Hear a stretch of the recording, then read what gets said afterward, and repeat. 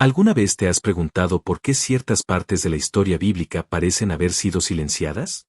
Antes del gran diluvio que cubrió la tierra, existió un mundo tan misterioso como olvidado.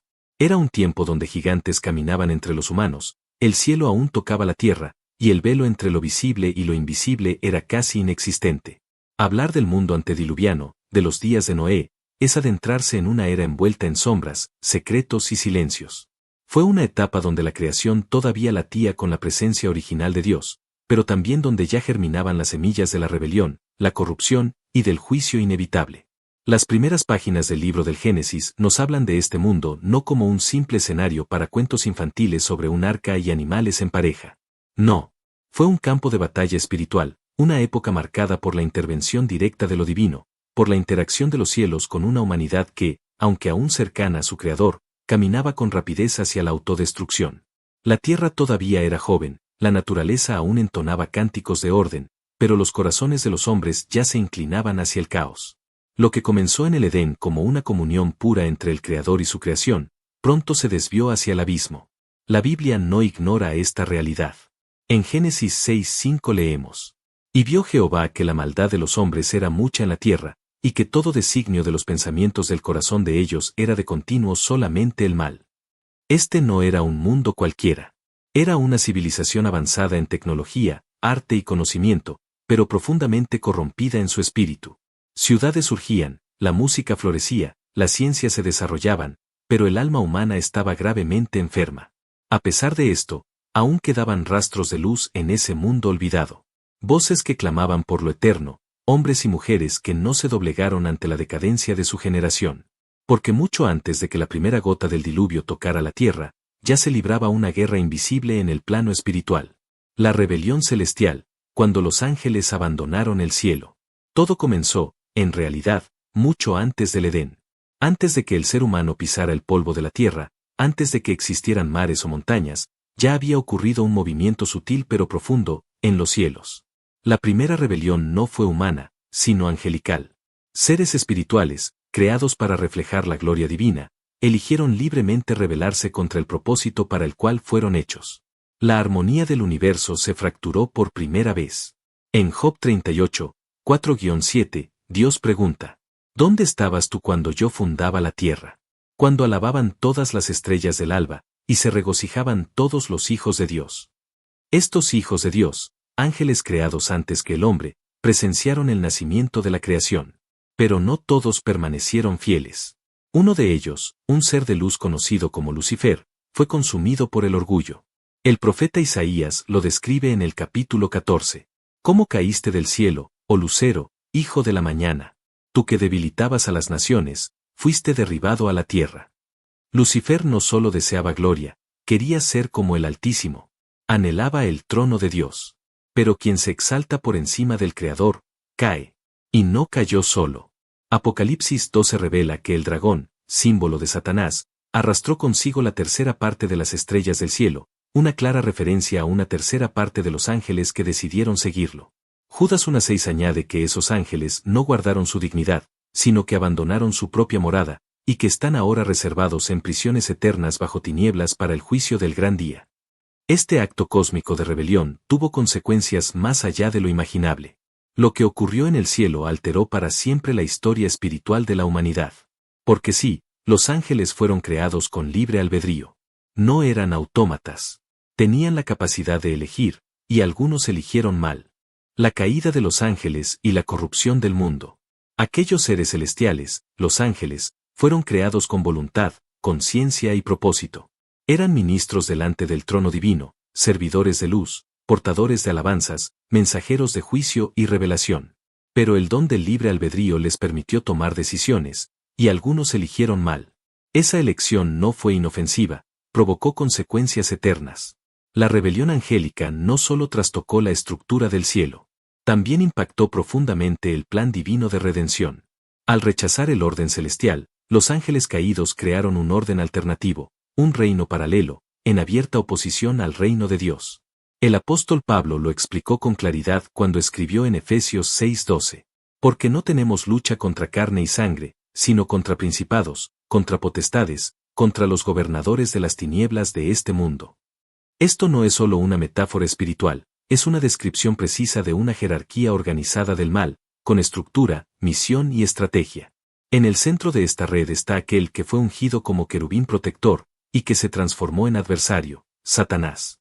No como un monstruo grotesco, sino como un ser de influencia que puede disfrazarse como ángel de luz, como lo afirma 2 Corintios. Su objetivo hoy es uno: impedir que la gloria de Dios se manifieste plenamente en la tierra. Y sabe bien que el plan divino pasa por la humanidad.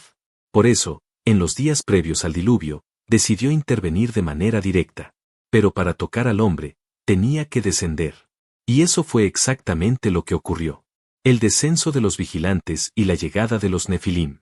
Los ángeles que se rebelaron no solo observaron desde lejos. Bajaron. Abandonaron el cielo con intención precisa, no para contemplar la creación, sino para invadirla, seducirla, pervertirla desde dentro. Su objetivo no era destruirla, sino corromperla. La tierra se convirtió en campo de batalla. La humanidad, en objetivo directo.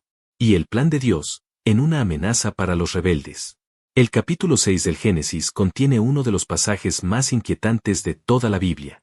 Allí se dice que los hijos de Dios vieron que las hijas de los hombres eran hermosas, y tomaron para sí mujeres, todas las que quisieron. Este término, hijos de Dios, es utilizado en el Antiguo Testamento para referirse a seres celestiales, ángeles. Estos seres cruzaron los límites del orden creado. Tomaron esposas humanas, y de esa unión nacieron los Nefilim. La palabra Nefilim proviene del hebreo y significa los caídos, aunque algunas traducciones lo interpretan como gigantes. Pero no eran solo gigantes físicos. Eran híbridos espirituales, una mezcla entre lo celestial y lo humano, entre lo divino y lo corrompido. El texto sagrado los describe como los valientes que desde la antigüedad fueron varones de renombre. No eran mitos. Su presencia fue real. Y su existencia alteró profundamente no solo el tejido social, sino también la estructura biológica y espiritual de la humanidad. El plan: corromper la simiente. Nada fue casual. La aparición de los Nefilim fue una estrategia desesperada del enemigo. En el Edén, Dios había profetizado que de la simiente de la mujer vendría uno que aplastaría la cabeza de la serpiente. Entonces, el objetivo era claro: corromper esa simiente. Al mezclar ADN angélico con humano, los ángeles caídos alteraron el linaje original. Contaminaron la descendencia de Adán. Y lo hicieron con éxito. Dondequiera que se establecían los Nefilim, surgía el caos. El miedo se apoderaba de las ciudades. La violencia se desataba. La idolatría tomaba nuevas formas. Estos gigantes no solo eran temidos, eran adorados. Vistos como dioses, guerreros invencibles, figuras sobrehumanas. Pero detrás de su supuesta gloria, se escondía destrucción. La sociedad comenzó a girar en torno al poder, al dominio y al miedo. La humanidad no solo olvidó a Dios, lo reemplazó intencionalmente. Y el impacto fue devastador. Génesis 6:12 declara: Y miró Dios la tierra, y he aquí que estaba corrompida, porque toda carne había corrompido su camino sobre la tierra. Esa expresión, toda carne, no se limita a los humanos. Incluye también a los animales, a los ecosistemas, a los ciclos naturales. Todo estaba contaminado. Todo fue afectado por la corrupción que comenzó, con una elección. La contaminación espiritual no fue un simple evento aislado, sino un profundo desequilibrio que afectó toda la estructura del orden creado, ese que al principio fue declarado por Dios como muy bueno. La tradición judía extrabíblica, especialmente en textos como el libro de Enoc, aunque no forma parte del canon oficial, relata con gran detalle cómo 200 ángeles descendieron al monte Hermón, sellando un pacto para actuar en conjunto. Estos relatos, aunque no inspirados en el mismo nivel que las Escrituras, ofrecen una visión valiosa. Las acciones de estos ángeles no fueron individuales, sino coordinadas. Enseñaron a la humanidad artes ocultas, alquimia, brujería, y una cosmología corrompida, con el objetivo de acelerar la decadencia del mundo. Sin embargo, la respuesta divina ya estaba en movimiento. El Espíritu Santo, que en la creación se cernía sobre las aguas, se retiró de la convivencia humana. En Génesis 6:3, Dios declara: No contenderá mi espíritu con el hombre para siempre, porque ciertamente él es carne, más serán sus días 120 años. Esto marcó el inicio de un tiempo de gracia divina, una ventana antes del juicio, un periodo donde el cielo aún esperaba el arrepentimiento. Pero el ser humano, fascinado por los Nefilim, seguía ciego ante la verdad y embriagado de poder. El mundo, que debía reflejar la gloria de Dios, comenzó a manifestar el dominio de fuerzas extrañas. Los hijos de los hombres celebraban a los hijos de los ángeles y de la tierra, hasta el punto de olvidar por completo a su Creador. Fue en este escenario, entre sombras y gloria corrompida, que la creación misma comenzó a gemir. Lo que vendría no sería solo un castigo desde el cielo, sino un acto de redención por aquello que aún podía salvarse. La maldición de la tierra y la caída de la creación. Cuando el ser humano cayó, la tierra cayó con él. La ruptura entre Dios y el hombre afectó no solo el alma, sino el cosmos entero, el cielo, los ciclos naturales, incluso la constitución del cuerpo humano. En Génesis 3, después del pecado, Dios declaró: «Maldita será la tierra por tu causa, con dolor comerás de ella todos los días de tu vida. Espinas y cardos te producirá, y comerás hierba del campo. Con el sudor de tu rostro comerás el pan». Lo que fue diseñado para armonía se convirtió en resistencia. El jardín se transformó en campo espinoso. La naturaleza, que antes colaboraba con el hombre, ahora le imponía lucha, desgaste y destrucción.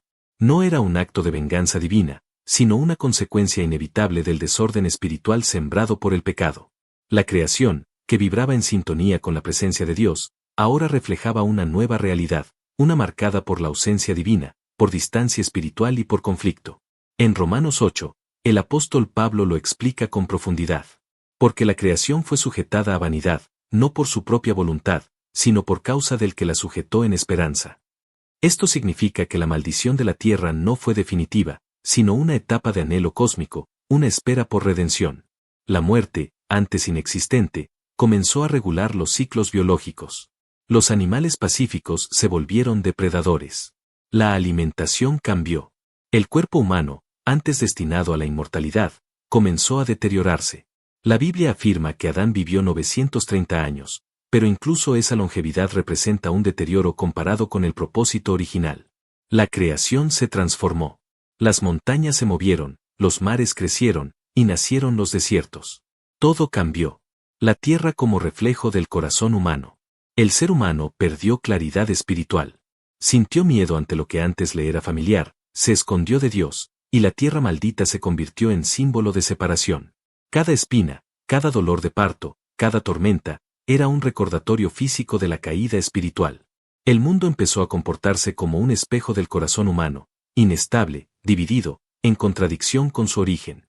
Incluso los cielos, que antes proclamaban directamente la gloria de Dios, ahora eran interpretados con miedo, superstición o apatía.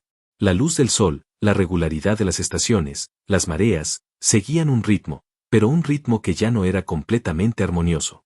Algo se había roto en el equilibrio de la creación. Y al percibirlo, el hombre comenzó a buscar respuestas, pero en lugares cada vez más alejados de Dios. La tierra ya no era un hogar, era esfuerzo. Cada cosecha requería lucha. La vida humana se volvió una experiencia marcada por pérdidas, enfermedades y limitaciones. El hombre, formado del polvo para gobernar la creación, ahora regresaría al polvo, doblegado por su propia fragilidad. Esta nueva condición del mundo abrió espacio a otras influencias. La tierra, antes sensible a la voz de Dios, ahora era vulnerable. La naturaleza herida se convirtió en puerta de entrada a lo que estaba por suceder. Porque donde hay una herida abierta, siempre habrá un espíritu dispuesto a ocupar el espacio. El legado oculto de Caín. Caín, el primer asesino, dejó un legado que va más allá de la violencia. Después de matar a su hermano Abel, no mostró arrepentimiento. No lloró, no pidió perdón, solo temió las consecuencias. Aún así, Dios no lo ejecutó, sino que lo condenó al exilio. Errante y extranjero serás en la tierra, Génesis 4:12. Pero Caín no erró indefinidamente. Se estableció, fundó una ciudad, la primera registrada en la Biblia, y la llamó Enoc, en honor a su hijo. Este detalle aparentemente menor, guarda gran profundidad. Mientras Dios había colocado al hombre en un jardín, Caín construyó una ciudad lejos del rostro del Señor. Así nació la vida urbana, no como bendición, sino como respuesta al exilio espiritual. Un intento humano de reconstruir con manos lo que se había perdido en espíritu. El hombre de la estabilidad, la gloria y la constancia sin Dios. La descendencia de Caín siguió ese mismo camino. Sus hijos no fueron recordados por su piedad, sino por las obras de Caín. Jubal fue considerado el padre de todos los que tocan el arpa y la flauta. Tubal-Caín fue el maestro de todos los artesanos del cobre y del hierro. Jabal fue el padre de los que habitan en tiendas y crían ganado mayor. La línea de Caín prosperó en cultura, tecnología, música e instrumentos. Humanamente hablando, fue una civilización impresionante. Pero todo esto se edificó fuera de la presencia de Dios. Este progreso material ocultó un vacío espiritual profundo. La genealogía de Caín no solo fue creada, también estaba corrompida. Su descendiente Lamec fue el primer hombre polígamo mencionado en la Biblia y el primero en jactarse de su violencia. Maté a un hombre por herirme y a un joven por golpearme. Si Caín es vengado 7 veces, Lamec será 70 veces 7. Aquí vemos el florecimiento de una cultura basada en la fuerza, en la soberanía individual, en el orgullo, y en la sustitución de principios eternos por los instintos humanos. Se observa un patrón claro: mientras más se alejaban de Dios, más se ensalzaban a sí mismos. Lo que pudo ser un don se convirtió en una herramienta de vanidad. La música que pudo alabar a Dios comenzó a entretener. La metalurgia que pudo servir se transformó en armas de guerra. La organización social que pudo impartir justicia se volvió dominio y control. La ciudad de Caín representó un sistema, el primer sistema mundial sin Dios, un modelo de progreso sin espiritualidad, una torre invisible donde el hombre, y no el Creador, ocupaba el trono. Sin embargo, incluso envuelta en oscuridad, esta línea fue permitida existir. Dios no la destruyó. Esto nos enseña que el juicio no siempre es inmediato. Él observa, permite y revela. Mientras la descendencia de Caín crecía en gloria y destreza, otra genealogía comenzó a surgir en silencio. Una que no buscaba hacer su nombre en la tierra, sino invocar el nombre del Señor. Una línea que nadaba contra la corriente del sistema de Caín, porque incluso en las sombras, Dios nunca dejó de sembrar esperanza. Set, Enoc y el camino de la obediencia. Mientras la línea de Caín construía ciudades, multiplicaba inventos y exaltaba la fuerza humana, otra historia se desarrollaba en silencio. Un núcleo en medio de una tierra manchada por la sangre del justo Abel y la arrogancia de una civilización corrupta en ascenso. Dios plantó una nueva semilla. De Adán y Eva nació otro hijo, y ella le puso el nombre de Set.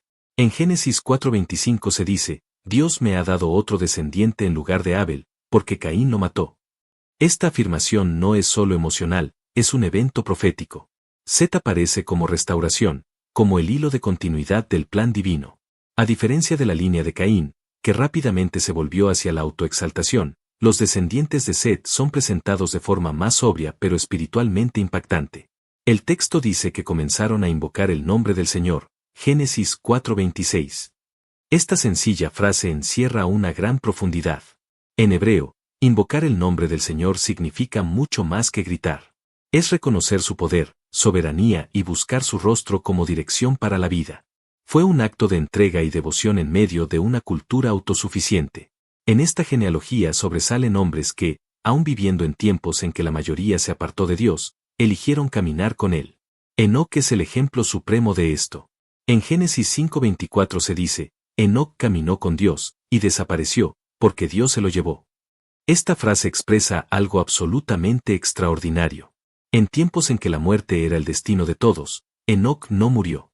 Fue trasladado, llevado fuera de la tierra a una forma sobrenatural. La Biblia no describe este momento con detalles visuales, pero el silencio del texto es precisamente lo que aumenta el respeto hacia él. La presencia de la muerte en Enoc suena como una declaración: existe otro camino. Caminar con Dios no significa solo ser un hombre de oración. En el contexto hebreo implica cercanía constante, comunicación profunda, obediencia progresiva y perseverancia espiritual. No fue un acto aislado, sino un estilo de vida.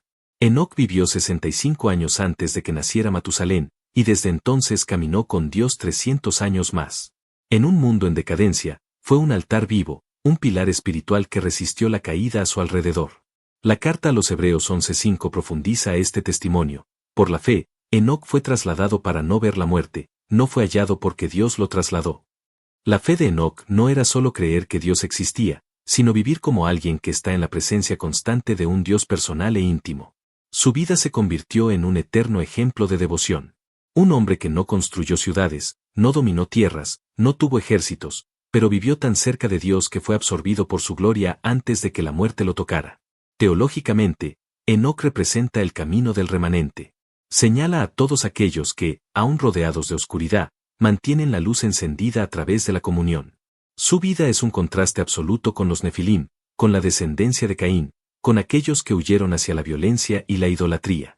No solo sobrevivió espiritualmente, sino que venció, y por eso fue llevado. Su ausencia entre los muertos fue un silencio que proclamaba que el juicio no era la única realidad, también había recompensa. Donde otros esperaban un final, Enoc fue señal de continuidad, de transición, de que aún es posible vivir conforme a la voluntad de Dios. Tu generación, sin embargo, poco aprendió de lo que sucedió antes. La corrupción siguió extendiéndose y el mundo se fue alejando cada vez más del modelo original del Edén. Pero el nombre de Enoc permaneció como testigo de que el cielo aún podía tocarse. De su linaje nacería alguien que traería alivio a esta tierra herida, un hombre justo, un hombre de fe, un constructor. La obediencia, aunque rara, siempre prepara el camino para la redención. Se revelaron a la humanidad 200 ángeles y secretos prohibidos. Antes de continuar, si este mensaje ha bendecido tu vida, dale me gusta, comenta y comparte tu amén. Tus comentarios son fundamentales para llegar a más personas. Suscríbete al canal y, si quieres apoyarlo, deja un superchat o hazte miembro. Así seguimos invirtiendo en investigación y mejoras para traer más bendiciones a tu vida. Mientras tanto, aunque una generación de 7 personas mantuvo su lealtad al Dios verdadero, algo se movía en las sombras. La corrupción espiritual no terminó con la caída original, ni con la marca en Caín, ni siquiera con la aparición de Enoc. Era una operación continua, más profunda y perversa, que no se limitaba solo a tentaciones morales o violencia humana. ¿Qué estaba pasando? Era una distorsión del conocimiento, una transmisión de sabiduría que nunca fue aprobada y que, en cierto sentido, agravó irreversiblemente el estado de la creación. Las escrituras canónicas nos dan la base de este fenómeno en Génesis 6, cuando hablan de la unión entre los hijos de Dios y las hijas de los hombres. Pero algunas tradiciones judías antiguas, especialmente el libro de Enoc, aunque no es canónico, fue citado por Judas, describen en detalle este episodio que ilumina la caída. 200 ángeles, liderados por un ser llamado Semjasa, descendieron intencionalmente en el monte Hermón. Allí hicieron un pacto, jurando no regresar a su misión original, sino involucrarse con los humanos, tomar mujeres y enseñarles conocimientos que solo pertenecían al reino celestial. Este acto tuvo consecuencias devastadoras. Estos ángeles enseñaron a los hombres a trabajar los metales para fabricar armas, transformando herramientas en instrumentos de guerra. Enseñaron cosmología, astrología, encantamientos, secretos sobre plantas, piedras, magia y seducción. Lo que antes era desconocido y reservado para el plan divino, ahora se usaba para explotar, dominar y manipular. La humanidad avanzó en ciencia, pero espiritualmente quedó estancada. Esa sabiduría, que podría haber sido una bendición si hubiera venido en el momento adecuado y de la fuente correcta, fue corrompida por la motivación de los caídos para destruir al hombre desde dentro. Es importante destacar que ese tipo de conocimiento en sí no era pecado, sino el propósito y el origen lo que lo contaminó. Al recibir revelaciones fuera de tiempo, sin madurez espiritual ni guía divina, las personas no crecieron, sino que se corrompieron. Lo que debía construir, destruyó. Lo que podía sanar, envenenó. En la carta a los Romanos, capítulo 1, Pablo dice que aunque las personas conocían a Dios, no lo glorificaron como tal, sino que se volvieron vanos en sus pensamientos, cambiando la verdad por la mentira. Las enseñanzas de los ángeles caídos reforzaron esta decisión. El conocimiento es una herramienta poderosa, pero en manos equivocadas, es destructivo. Los ángeles que descendieron sabían esto, no buscaban educar, sino manipular. ¿Sabías que el hombre, obsesionado con la sabiduría, puede olvidar la fuente de la vida? Por eso enseñaron atajos, sembraron orgullo y alimentaron la sed de control. Lo que comenzó como un simple toque angelical se convirtió en un sistema. Civilizaciones que adoraban al cielo, las estrellas y los elementos en lugar del Creador. Cultos a la naturaleza, sacrificios humanos a sus dioses. Todo empezó con la distorsión de la verdad, transformada en dominio. El apóstol Pedro, en su segunda carta, capítulo 2, versículo 4, confirma que Dios no perdonó a los ángeles que pecaron, sino que los arrojó al infierno, atados en cadenas de oscuridad, guardados para el juicio. Estos ángeles no solo se rebelaron, sino que trataron de usurpar poder, alterar el orden divino e intervenir directamente en la historia de la redención. Por eso fueron encarcelados de inmediato, a diferencia de otros espíritus malignos que aún actúan en la tierra.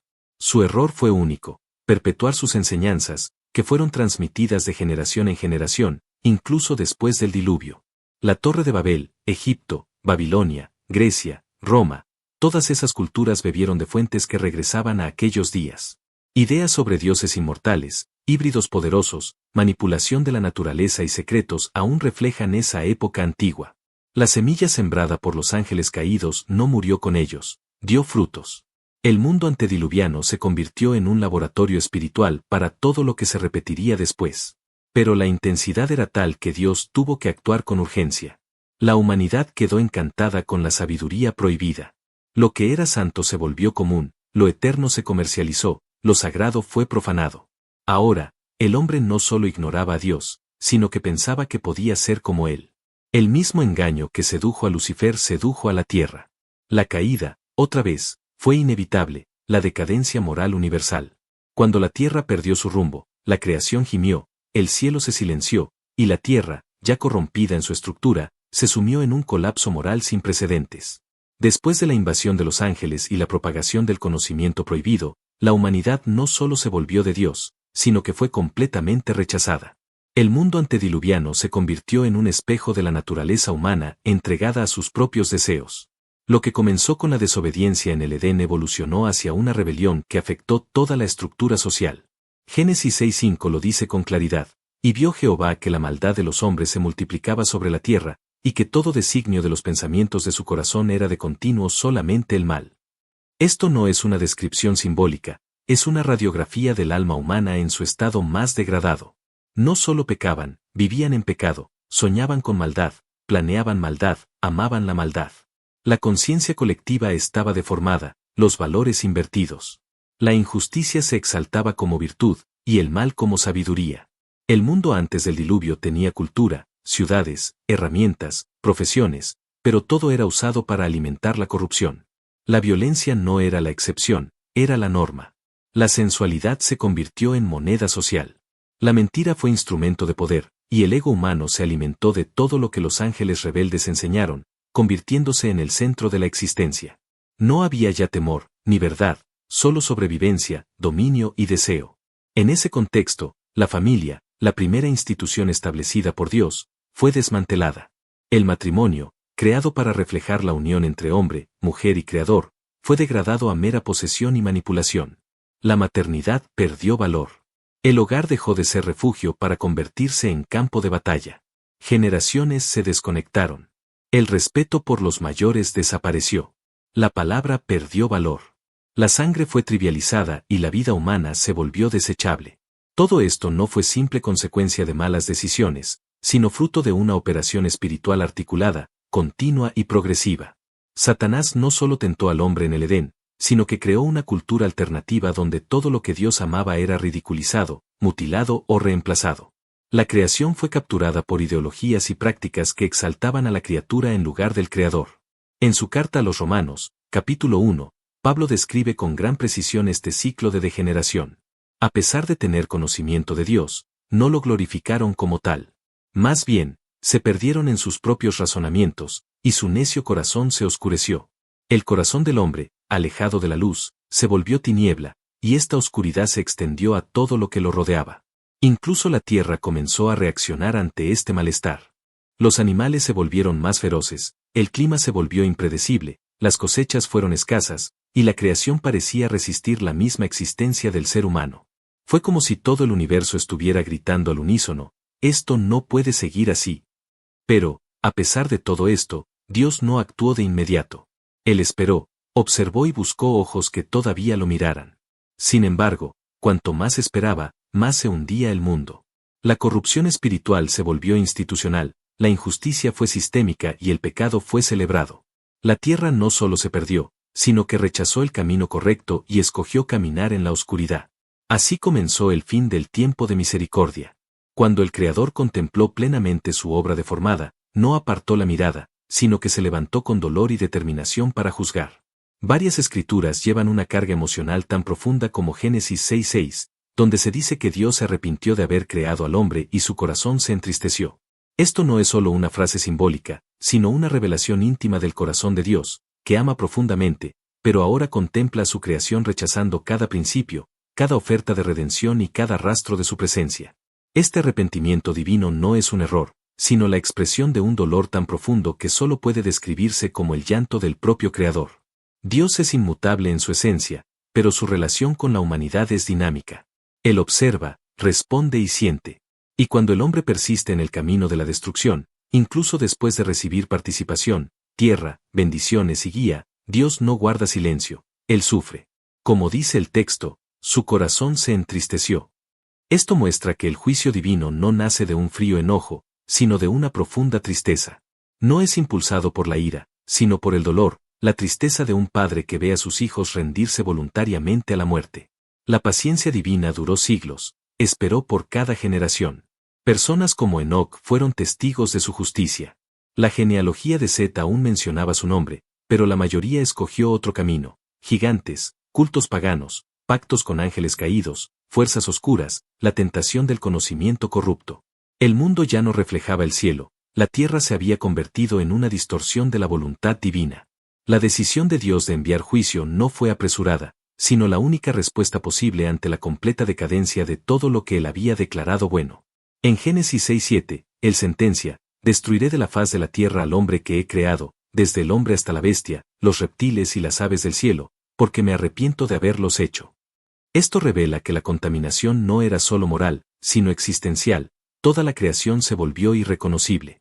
Teológicamente, este momento señala una dimensión del carácter divino a menudo olvidada: su justicia nace del amor. Dios no tolera el mal porque es santo, y es santo porque es amor. Lo que se veía en la tierra era lo opuesto a quien Él es.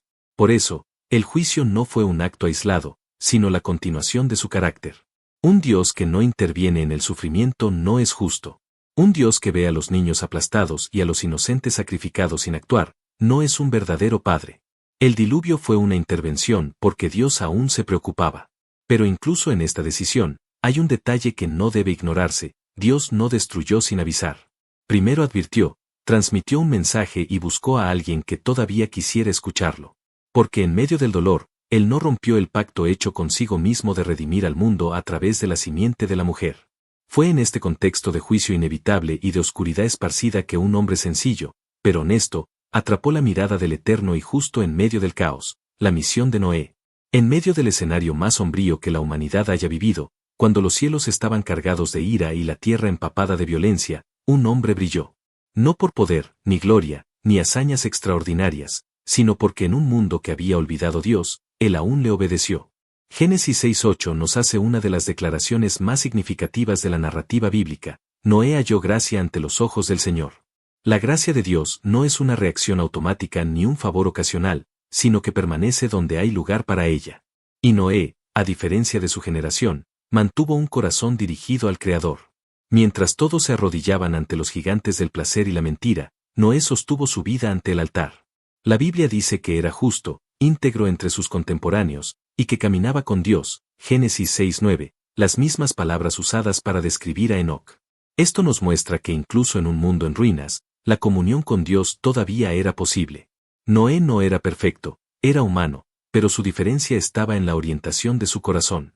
En tiempos en que los pensamientos del hombre eran continuamente malos, Noé seguía reflexionando, discerniendo y escogiendo la obediencia.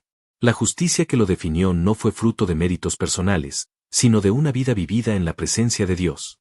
No solo creía en Él, sino que caminaba con Él. Y esa caminata hizo de Noé el vínculo entre el juicio y la promesa. Cuando Dios decidió enviar el diluvio, no lo hizo en silencio, reveló su plan a Noé. Esto nos muestra una gran verdad: aunque el juicio sea necesario, Dios siempre comunica antes de actuar. Busca colaboradores, quienes estén en sintonía con su voz. La misión dada a Noé no fue simbólica, sino concreta, física y exhaustiva: construir un arca de madera de gofer, según las órdenes divinas. Génesis 6:14. Las instrucciones fueron detalladas, específicas y demandaron años de trabajo, perseverancia y fe inquebrantable, incluso cuando no había lluvia sobre la tierra. Noé aceptó la misión sin resistencia. La construcción comenzó con manos humanas, pero bajo la guía divina. Cada tabla, cada medida, cada compartimento del arca fue una respuesta silenciosa a la incredulidad del mundo alrededor. No solo levantó madera sobre madera, sino que erigió un altar, un refugio móvil en medio del caos, un pacto de salvación en medio de la destrucción. Mientras la sociedad se burlaba de él, Noé seguía firme y decidido. Mientras sus vecinos continuaban con fiestas desenfrenadas y actos violentos, él obedecía sin titubear. Su vida se volvió un testimonio vivo, una predicación en acción. El apóstol Pedro lo llama heraldo de justicia, 2 Pedro 2:5, porque aunque Noé no tenía púlpito ni tribuna, su lealtad a Dios gritaba a los cuatro vientos. Noé no era solo un hombre elegido, era padre, esposo y líder espiritual en su hogar. Su fe no lo aislaba, al contrario, lo hacía responsable. Fue su constancia espiritual lo que preparó a sus hijos, Sem, Cam y Jafet, para entrar también al arca. La salvación que Dios planeó para Noé incluía a toda su familia. Esto nos revela un principio esencial: la justicia verdadera no es individualista, se extiende en círculos, alcanzando a todos los que nos rodean. No se puede contener ni esconder, es contagiosa. Pero el tiempo se acababa. El cielo, que hasta entonces había guardado silencio, estaba a punto de abrirse. La madera para el arca ya estaba cortada y lista, los animales comenzaron a reunirse, y el hombre justo, con corazón firme, esperaba el momento en que la puerta se cerraría. No con sus manos, sino con las manos del que todo lo había vigilado desde el principio. El arca no era solo una nave, era un altar en movimiento, una matriz de madera destinada a portar el remanente de la creación y preservar lo que aún podía ser redimido. Este proyecto divino no fue una idea humana, sino una revelación directa del Creador al hombre que caminaba con él. Dios, al instruir a Noé, mostró no solo la urgencia del juicio, sino también su compasión. En Génesis 6:14 se marca el inicio de esta orden sagrada: hazte un arca de madera de gofer, haz compartimientos en el arca y cúbrela por dentro y por fuera con brea. Cada detalle del arca tenía un propósito, no solo funcional, sino simbólico. La madera de gofer, resistente y duradera, indicaba la firmeza de la promesa de Dios. La brea sellaba todas las grietas para impedir la entrada de las aguas del juicio, simbolizando la protección divina sobre quienes estaban bajo el pacto. La estructura de 3 pisos, la ventana en la parte superior y la puerta lateral mostraban que el diseño no era accidental, sino cargado de significado teológico: un solo acceso, un solo camino hacia la salvación. El arca, en contraste con el mundo exterior, representaba obediencia, silencio y preservación. Mientras la civilización se precipitaba hacia el abismo, Noé martillaba en silencio. Durante más de 100 años, su fe no se expresó en discursos, sino en obediencia constante. Cada tabla colocada, cada animal acomodado era un acto de absoluta confianza. La carta a los Hebreos reafirma esta postura: por la fe, Noé, siendo advertido por Dios acerca de cosas que aún no se veían, con temor preparó el arca para la salvación de su familia, y fue hecho heredero de la justicia que es por la fe. Hebreos 11:7. La presencia de los animales no fue por control humano, sino porque respondieron al llamado invisible del Creador: machos y hembras, limpios e inmundos, aves y reptiles, todos obedecieron la voz de quien los formó. Aunque el mundo parecía ignorar, la creación reconoció el llamado. Dios, al reunir a los seres vivos dentro del arca, estaba recreando los cimientos de la existencia. Era un anuncio de un nuevo comienzo, aunque envuelto en la sombra del juicio. Noé no discutió ni pidió garantías, ni señales extras fuera de la palabra recibida. Simplemente hizo todo según la orden de Dios. Génesis 6:22. Esta frase revela el carácter de un hombre cuya fe no se basaba en recompensas visibles, sino en la certeza de que Dios cumple sus promesas. La obediencia completa de Noé fue el puente entre la muerte y la vida, entre la extinción y la preservación. Cuando todo estuvo listo, arca preparado, animales dentro, familia reunida, el relato bíblico narra algo único: Dios mismo cerró la puerta. Génesis 7:16. Este detalle no solo es poético, sino teológico: la puerta de la gracia, aunque construida por manos humanas, solo puede cerrarla Dios. El tiempo de advertencia había pasado, el tiempo de espera terminó. El silencio del arca contrastaba con el ruido creciente de la tormenta que se avecinaba. Hay historias que no se leen solo con los ojos, sino que se sienten con el alma. La historia antes del diluvio es una de esas historias.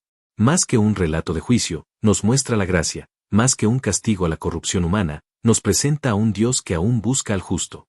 En medio del caos, la oscuridad, los gigantes y la rebelión espiritual, todavía había lugar para la obediencia y la esperanza de arrepentimiento. El arca se construía, aunque pocos le prestaran atención. No todo lo que has escuchado hasta ahora es solo pasado, es un espejo. La tierra de hoy se parece a la de ayer: hombres construyendo sin Dios, elevando torres para su propia gloria, sustituyendo lo sagrado por lo inmediato, ignorando la voz que llama y burlándose de quienes insisten en obedecer. Pero, igual que entonces, el arca sigue ahí. Ya no tiene la forma de un gran barco de madera, sino la de una cruz. Y tu puerta aún está abierta. Dios no ha cambiado. Él sigue observando, sigue pesando los pensamientos del corazón. Sufre por la violencia, la idolatría y el desprecio a lo verdadero. Pero aún ofrece misericordia. Aún llama, aún elige. Si has llegado hasta aquí, tal vez no sea casualidad. Quizá es ese susurro sutil del Espíritu que dice, entra al arca mientras hay tiempo. Si algo tocó tu corazón, si sientes que estás lejos de la presencia de Dios, si reconoces que has caminado en medio de una generación corrupta y quieres volver, no ignores este momento. Puede ser la última invitación antes del silencio. ¿Quieres reconciliarte con nuestro Salvador Jesucristo y enderezar tu camino? ¿Quieres empezar hoy un nuevo viaje hacia la salvación eterna? Declara con fe y escribe aquí en los comentarios. Te amo, acepto a Jesucristo como mi único y suficiente Señor y Salvador de mi vida. Esta confesión sincera puede cambiar el destino de tu alma. Y si ya vives en ese amor, si ya has entregado tu vida a Cristo, escribe amén en los comentarios. No es solo una palabra, es un sello de consentimiento espiritual. Cada amén ayuda a que este mensaje alcance otras vidas aún fuera del arca. Comparte este mensaje con quien necesite amor, porque cuando la verdad se revela, debe difundirse. Nos vemos en la próxima.